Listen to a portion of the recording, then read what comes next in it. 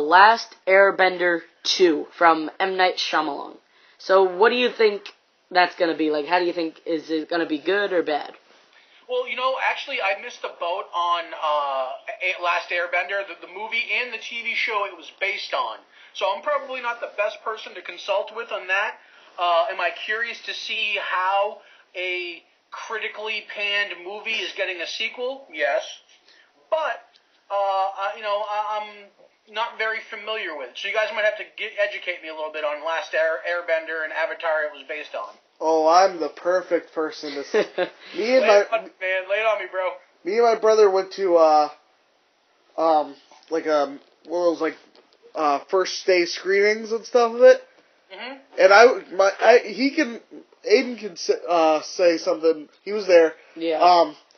I had a big grin going into it, thinking it's going to be the best movie. It's based off one of my favorite shows.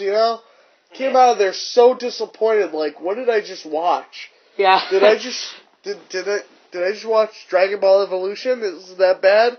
Like, No, I think it was worse. Nah, that's harsh. Dragon Ball Evolution was pretty rough. Oh, yeah. Well, Dragon Ball Evolution had a excuse. This movie has no excuse, Dragon Ball Evolution is trying to be a Dragon Ball Z movie, and because they couldn't get the rights to Dragon Ball Z, because Toei didn't want anything to do with live-action Dragon Ball Z. They don't want anybody to have that right. Yep. So they only gave him Dragon Ball.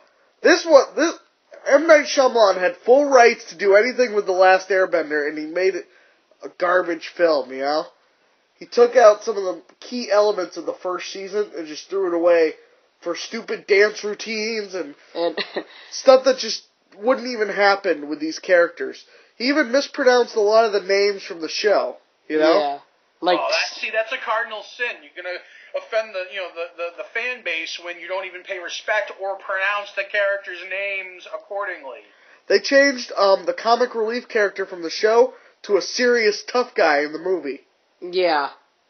Yeah, that shows a certain disconnect with the source material. It sounds like this guy just wanted to, it sounds like M. Night Shyamalan just wanted to do his own thing and not create a live-action representation of the show it was based on. It sounds like he was trying to divorce himself from the source material. A lot of that is prevalent in the Transformers movies, unfortunately. I'm a big fan of that series back in the 80s, and then when the movies finally came along, same thing. I was actually at the premiere in Rhode Island. I was sitting behind Brian Goldner, the Hasbro executive, and I was psyched.